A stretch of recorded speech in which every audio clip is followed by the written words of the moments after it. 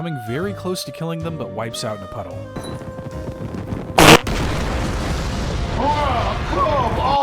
Greetings, guys. It's your boy BlastphamousHD. Today we're here to watch a video called The Scariest Family Guy Episodes Ever. This should be festive. I didn't even know they did scary episodes.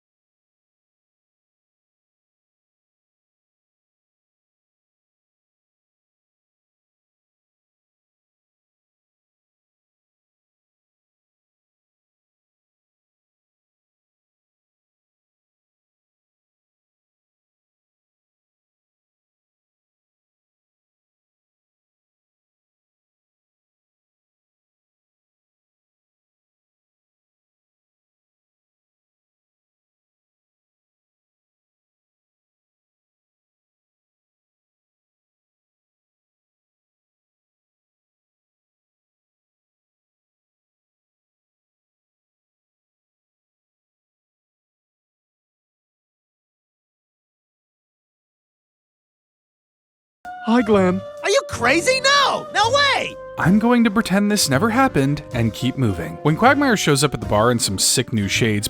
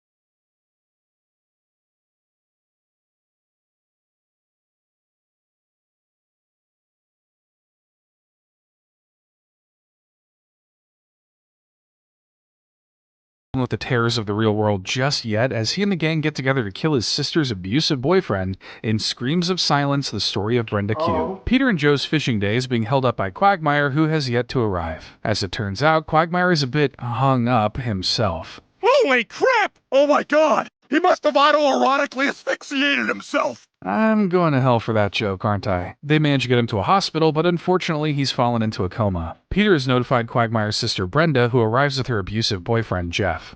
Shut up and limp! We're in a handicap spot, you s***!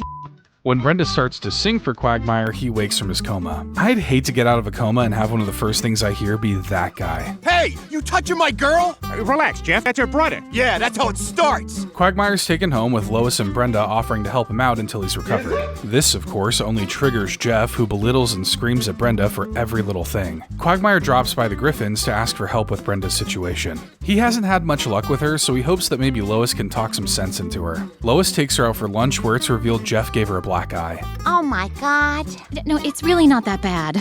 It only hurts when I see. Lois tries to get her to see that she's the victim, but Brenda isn't quite ready to accept the truth. The neighbors set up an intervention for Brenda to help her realize what's going on. Not everyone seems to be on the same page, though. I feel like if he likes you, maybe you can change him. Quagmire at least gets in a heartfelt plea to his sister, which does seem to work. Glenn, I am so lucky to have such a wonderful, loving brother like you. And then she go right back the next day, at least I'm guessing.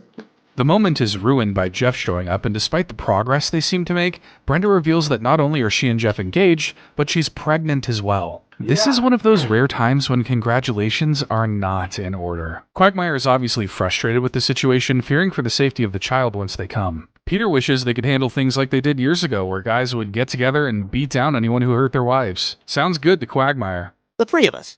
We go over there, and we do what's right. We kill a As a cop, Joe can't condone this kind of vigilantism, yet all those concerns go out the window when they actually see Jeff beat Brenda. Let's waste this.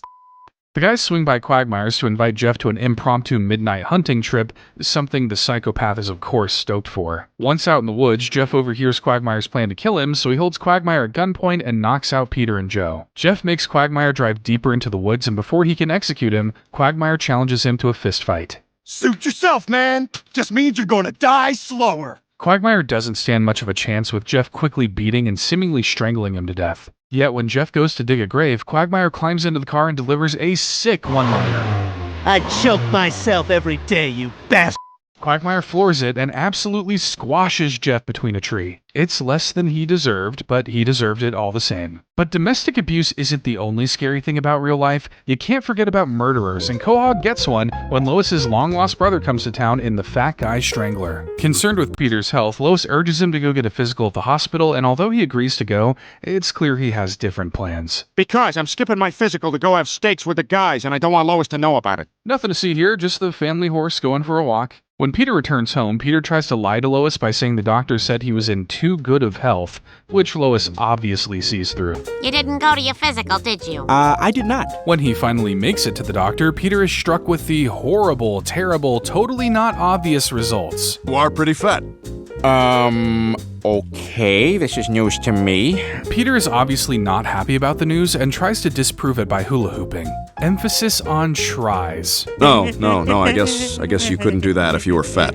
His reckless hooping knocks over a family picture of Lois's, but when she goes to pick it up, she notices it's folded to hide a boy. Brian didn't know Lois had a brother, and as it turns out, neither did she. After her father denies having a missing kid, Lois decides to sneak into their home to look at the family records. Good thing old people can sleep through anything, and I mean anything.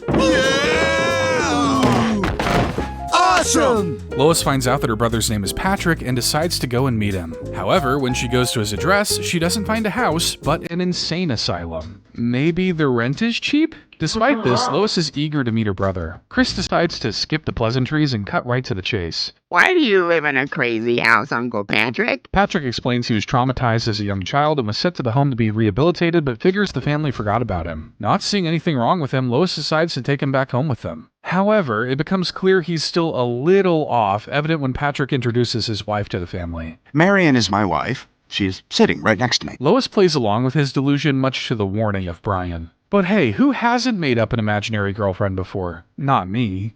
She just goes to a different school. You wouldn't know her. Things start to get dicier when Patrick confronts Peter over his forming of a coalition to support fat people, calling overweight people immoral. He tries to explain this stems from the trauma he suffered as a kid, but Peter ends up triggering him by dressing up as the guy from his memory. Pow, right in the kisser. Clearly that wasn't the right move, as the next day the news reports on the murder of a local fat man, with a suspect sketch looking eerily familiar. To escape the fat Guy Strangler, Peter lets his coalition members stay in his house, unaware that he's living under the same roof, but Brian blows his cover. Peter, you gotta get these guys out of here. Patrick is the murderer. The group gives chase, leading Patrick into the woods. They split up to find him, but he seems to be gone without a trace. Well, nothing left to do but finish this sentence uninterrupted. Lois and Brian manage to arrive in the nick of time, threatening Patrick's made-up wife to get him to let Peter go. Patrick apologizes for what he did, never wanting to hurt Lois. He decides to go back to the mental hospital, but not before Peter can scare him one last time. Pow, right in the kisser. Stop screaming, you can't hear me. Pow, right in the kisser. Let's escape the real world for something more fictional, as Family Guy pays tribute to one of the greatest horror films of all time in one section of the episode, Oscar's Guy. Peter decides to honor past Oscar-winning films by recreating them in this episode, with the ones they choose to do being determined by the spin of a wheel.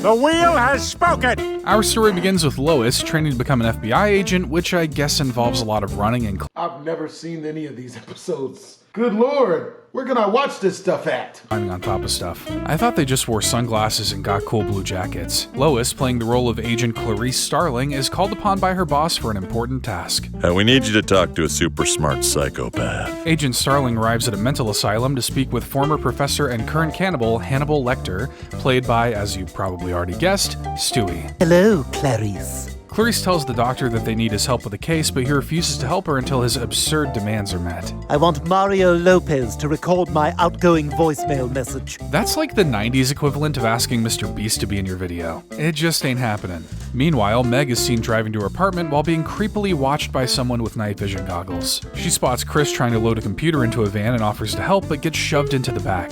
You never talk to someone with a van. That's like Stranger Danger 101. Clarice returns to Hannibal Lecter with the Mario Lopez voicemail, but he still refuses to help, warning Clarice not to test him. A census taker did that once, and I ate his liver with dried Cheerios and a mashed up banana. Gross. But now I'm also kinda hungry? Elsewhere, Chris is keeping her in a hole in his basement, forcing her to put on cheap drugstore lotion. That sick freak. Hannibal Lecter is moved to a new cell, and Clarice pleads with him to give her information on the killer who took Meg. Thankfully, he gives her his name, appearance, and exact location of where he lives. I'll have to really lean on my budding criminology skills to decipher these obscure breadcrumbs. Sure, you do that, I guess. Yet when Lecter is left with the police, he manages to escape his holding by wearing the skin of one of the guards. Looks so natural. Clarice finds the house she's looking for and strikes up a conversation with Chris about the missing girl. Is she that great big, huge, plump, very large, Rubenesque fat girl who went missing? Meg cries out against all those adjectives from the basement, causing Clarice to chase Chris down there. She can't see a thing in the dark, but Chris stalks her with his goggles. Yet he screws things up for himself when he switches from night vision mode to night club mode. You, me, you. Clarice is honored and made an official agent for apprehending the serial killer. She receives a call from Lecter letting her know he's escaped and has some important dinner plans. I'm having an old friend for dinner. You're gonna eat a friend? That was kind of supposed to be the last line, and you ruined it. But the adaptations don't stop there, with 3 of Stephen King's most popular stories being brought to life in 3 Kings. Peter introduces us to the mind of famous author Stephen King through 3 short stories based on his work, first starting with Stand By Me. We find Peter, Joe, and Quagmire as young kids in the 1950s doing 50s kid things like smoking cigarettes and reading Playboy. Cleveland eventually arrives with the offer of a lifetime. This is way better than Playboy. Do you guys want to see a dead body? The 4 set out on foot to catch a glimpse of this corpse, passing through an angry old man's junkyard in the process. I'm Old Man Pressman. I own the junkyard. I'm cranky because all my stuff is junk. He sicks his dog on the boys, but luckily they're able to get away and make it to the railroad tracks. The 4 make the dangerous decision to cross the railroad bridge where, sure enough, a train starts to come barreling at them. All of the boys manage to outrun the train and jump to safety. All except Joe, who, if we're being honest, probably needs to be back in his wheelchair. It just feels right. They finally make it to the dead body, which is more horrid and unsightly than they could have possibly imagined. He's nasty. Suddenly, the local sleazebag shows up to take credit for finding the body, but luckily Peter is packing and manages to scare him off. Until the bully says he'll just come to his house later and kill him. Boy, that is a major hole in this story. Okay, take the body. Our next story is a bit more horror adjacent, this time an adaptation of Misery. We see Brian as an award-winning children's book author who just finished his final book, killing off his titular character. His manager tries to talk him out of it, but he's ready to start writing serious stories. You can just do that, though. Do you really need to kill the character? While driving through the winding, snowy mountain roads, he accidentally runs over Stephen King himself. Luckily, this just gives him his next book. Hey, this would make a neat story. Done. Brian isn't so lucky, crashing and rolling his car, and as he lies there motionless in the snow, an unknown figure pries him from the wreck. I'm your number 1 fan. I'm your number 1 fan. I'm your number 1 fan. Brian awakens in bed, being attended to by a fan named Stewie, who rescued him after he broke his legs in the accident. Stewie happens to find the manuscript for Brian's new book, and he agrees to let them read it. Unfortunately, it doesn't sound like they're too excited about the whole killing the main character idea. He can't be dead. Snuggly Jeff cannot be dead. With nowhere to go, Stewie forces Brian to write a new book where Snuggly Jeff comes back to life. Brian eventually runs out of paper, so Stewie drives into town to get more, giving Brian the chance to escape. Thankfully, a sheriff shows up to save the day, but it's Joe, so you know how that goes. Oh well, maybe Joe can keep his legs in the next story. The final story is The Shawshank Redemption, where Peter arrives as an inmate in a high-security prison. Peter starts causing trouble for the authorities almost immediately by locking himself in the warden's office to broadcast the one true national anthem to the prisoners.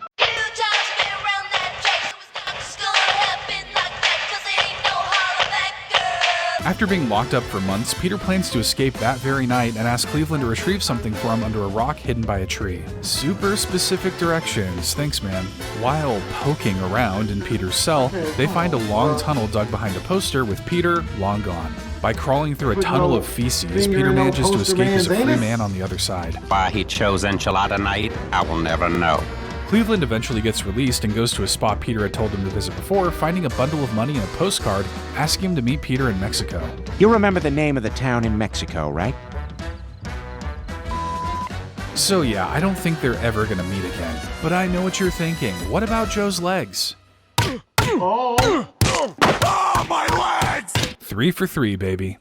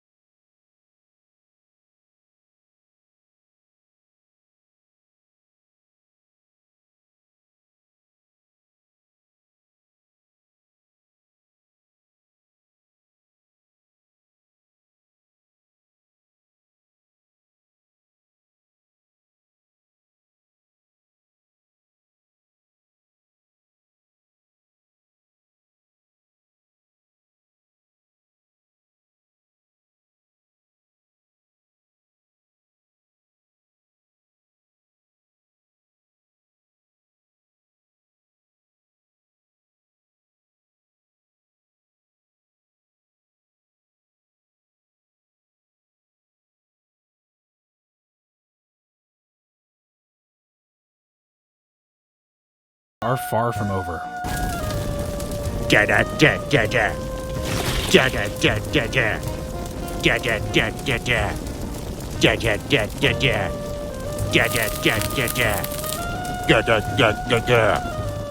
The two hide out at a motel, unable to go home. The Terminator eventually finds and confronts them in the parking lot, but when Brian jumps in front of Stewie to save him, the robot backs down and makes a shocking revelation. You are Brian Griffin. You programmed me to kill your enemy, Stuart Griffin. What a twist! Stewie discovers the Terminator is from the year 2060, so the two have to go back in time to find out what happened to their friendship.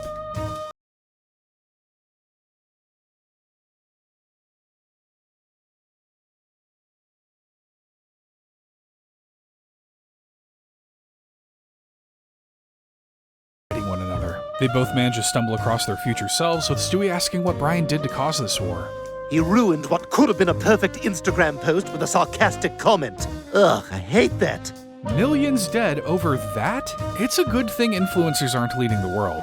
For now. The two Brians end up getting spotted by Stewie's resistance, but Stewie manages to travel back with Brian at the last second. To avoid this future, the two hit the road, and thankfully, being stuck in a car with someone for hours couldn't possibly make you hate them. Do you really think sunflower seeds is the best choice of snack while we're trying not to hate each other? They don't get very far, getting pulled over by a patrol officer who looks suspiciously like Lois. Turns out it's another Terminator sent back in time by Stewie to kill Brian, with more metal androids arriving not long after. Brian and Stewie drive off, but are brought to a stop again because they can't stop fighting. You go to hell! Stewie realizes that this is the moment that creates their terrible future, and to stop it, they must prove their love to the world in the only way best friends can. Please don't kiss. Brian, we have to kiss. No! Oh, come on, Stewie. With this true act of love, the Terminators disappear from existence. Nothing wrong with giving the homies a little lip love to save the world, right? No. But let's pivot to something a little more Halloween-y, like the time when Peter creates a hologram of himself that turns evil in Happy Halloween. The Spooner Street neighbors decide to enjoy a night at a Halloween carnival, the home to horrifying experiences like the House of Unskippable podcast ads. I'm hitting skip ahead, but it's not doing anything. This seems like a good time to tell you about today's sponsor, Raid Shadow Legends. Just kidding. The guys end up visiting a haunted house containing a hallway of holograms which feature famous figures through history like you've never seen them before. Blue and glitchy. Wow, these holograms are the most amazing thing I've ever seen. And I've seen, like, a really big horse. Peter actually manages to stumble across the mad scientist who built all the That was holograms, good. who reveals that they're capable of interacting with the physical world and can be made to perform That was menial good. tasks. Seeing this as a great way to avoid his family, Peter trades his clothes for the scientist's device. For a show named Family Guy, Peter sure does seem to hate the family part. Back at the house, Peter manages to create a near-perfect hologram of himself that he can use to do all the chores he doesn't want to do. I thought that's why people have kids. When Peter finally manages to stumble home, he sees the hologram really winning the family over, which is great for him. What isn't great is the fact that that means the hologram gets to kiss Lois. No one kisses my wife except begrudgingly me. Peter confronts the hologram outside, expressing second thoughts about avoiding his family so much. The hologram doesn't entirely seem like it wants to stop, but Peter's the boss, so they go into the basement to sort everything out. But just as Peter realizes the hologram machine is gone, he gets knocked out by his doppelganger and sent tumbling down the stairs. What happened? I knocked you out and tied you up. Why? Because they're my family now. The hologram argues that he loves Peter's family more than he ever did, planning to get rid of him so he can have them all to himself. Of course, the good Peter is evil. We can never have nice things, can we? As she gets ready for bed, Lois begins to clue into the fact that the man in her bed may not be her husband. Well, we had meatloaf tonight, so I guess I'm in for a Dutch oven. What's a Dutch oven? Not knowing fart slang and flossing his teeth? Who are you? Lois loads the family into the car to escape, but it's too late. Going somewhere, family.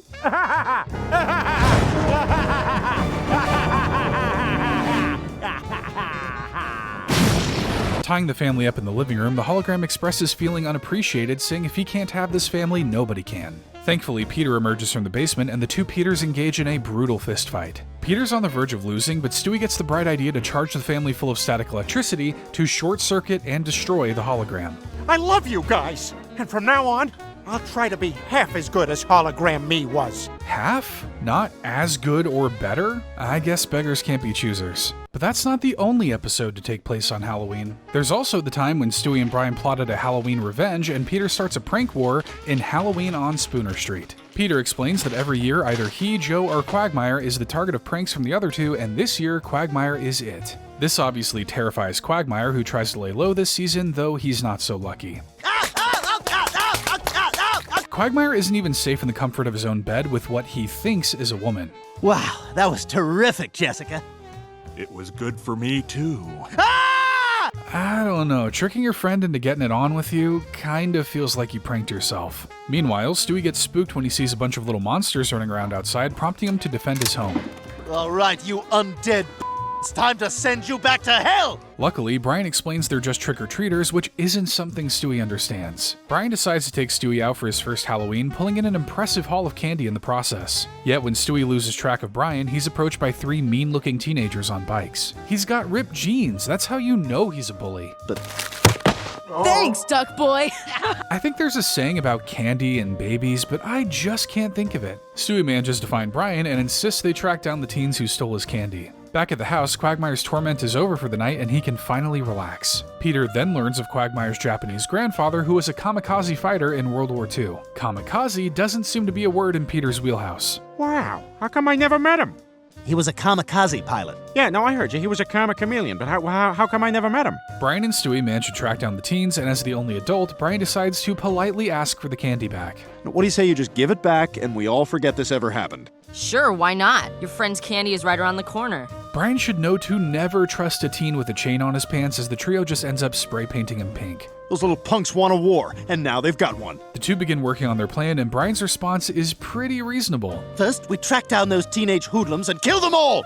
Yeah, okay, fine, let's kill them. Dang, I didn't know Brian had that dog in him. But let's take a look at something truly scary for a second. Meg is at a Halloween party disguised as a cat and playing Spin the Bottle. It lands on someone dressed as Optimus Prime, and the two go into the closet to make out. When they take too long to finish, the horrible truth is revealed. Chris? Meg? That's what Halloween is all about, kid. Gotta keep it in the family. We gonna edit that out. Don't. Good Lord. At least use rubbers. Lasting, unshakable trauma. Elsewhere, Peter, Joe, and Quagmire are relaxing at the Air Force graveyard when Quagmire spots an old Japanese plane like his grandpa used to fly. He decides to fire it up and take the guys on a ride. And what a ride it is. Meanwhile, Brian and Stewie track the teens to a backyard where Stewie reasonably and politely threatens them with a rocket launcher. Hey, it's that stupid kid. Yes, it's that stupid kid. Now listen very closely, because here's how it's gonna go down. Before a deal is struck, Stewie's hit by a rock that sends him tumbling and misfiring a rocket. Well, that didn't work. Time for plan B. Mom! Works every time. Up in the air, Quagmire takes the guys on a nice flight over Quahog. When they spot the naval yard, Quagmire feels overcome by something and starts to nosedive toward it. I can feel my grandfather's Japanese blood coursing through my veins. The plane barrels towards a battleship, terrifying Peter and Joe. As Quagmire starts speaking Japanese, it looks like they'll all be getting a first-hand kamikaze experience. You know what they call this in my country? What? Payback! Turns out Quagmire isn't even Japanese. He just planned this as revenge for Joe tricking him into getting it on. He's a better man than me. I probably would have gone through with it. Do you like scary movies? Well, Peter and his friends try to write one, but wind up with blood on their hands in Paranormal Activity. The gang is left disappointed when they go to see the sequel to one of their favorite horror movies, seeing it as a rehash of the first movie. Jeez, this movie sucks. No, it's terrible. Convinced they could write a better movie, the four sit down to iron out their own horror movie, but can't come up with anything worthwhile. Quagmire thinks they need to go somewhere that will inspire them, and Joe suggests the old Quahog Asylum. What? Well, we can't go there. That place has been abandoned for years, and they say it's haunted by a ghost with a hook hand. Don't worry, Peter. Hook hands aren't real. The guys make their way to the asylum, setting up shop in a rundown theater room. They spitball ideas like a crazy cat that eats teenagers to soap that kills you, but can't decide on an idea to go with. When they start to hear bumping around in the building, they decide it's time to split. You guys, I'm scared. You remember that movie, The Blob? What if The Blob? To their shock, the door's been locked and they get spooked by a blood-curdling scream from something even scarier than a ghost. An old meme. Sorry, guys. Somebody emailed me a video of a sheep screaming. The guys eventually find their way out, and Quagmire is able to spot an exit door. Those footsteps are getting closer. Those aren't footsteps. It's an old building. Just relax. Besides, I can see an exit door right there. Where? Right there, behind that guy with the hook.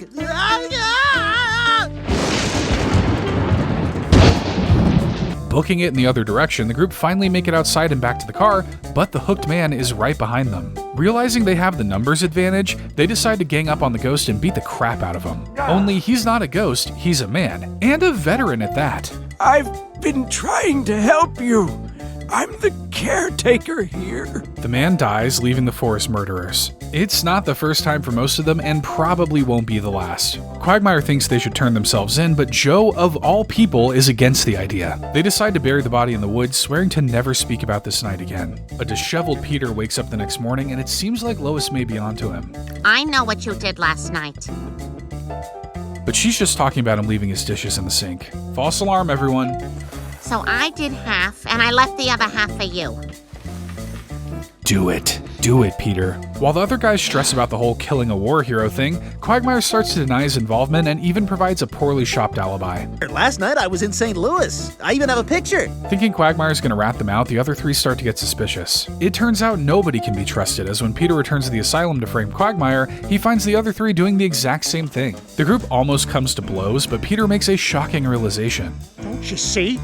This is a horror movie! Their story actually manages to get made for the big screen, but unfortunately, it sucks. With a murder and a terrible movie under their belt, the guys at least find a silver lining when they see that the man they killed was actually a stolen valor racist. I guess accidentally killing someone can sometimes be a good thing. As long as they're a racist first, the more you know. Good to know. And finally, a classic spooky episode where the Griffins are haunted after disturbing an ancient burial ground in Petergeist.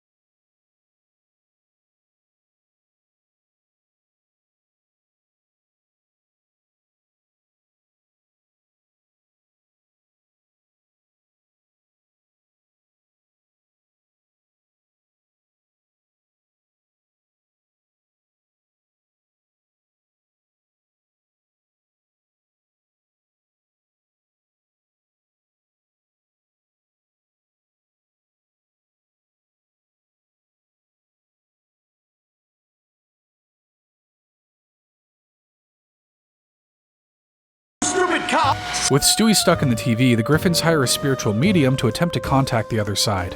Hey, how y'all guys doing? Y'all got a little friend?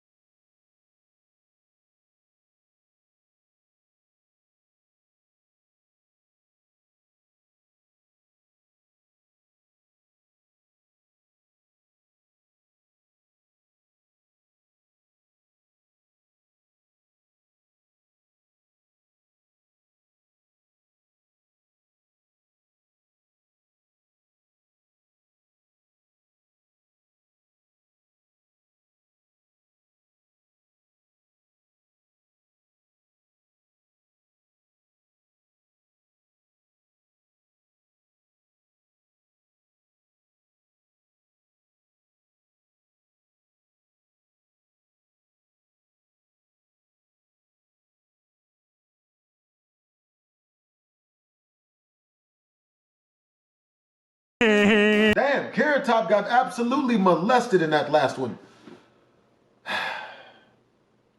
Might have to edit that one out. The moral of this video is never pass gas onto an open flame.